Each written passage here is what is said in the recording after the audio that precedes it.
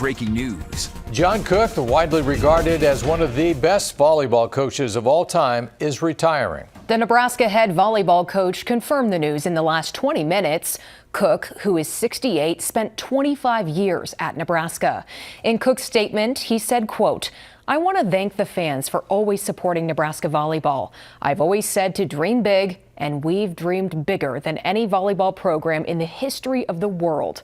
Cook will speak on his decision tomorrow, and we'll have more about this move throughout this newscast. The criminal case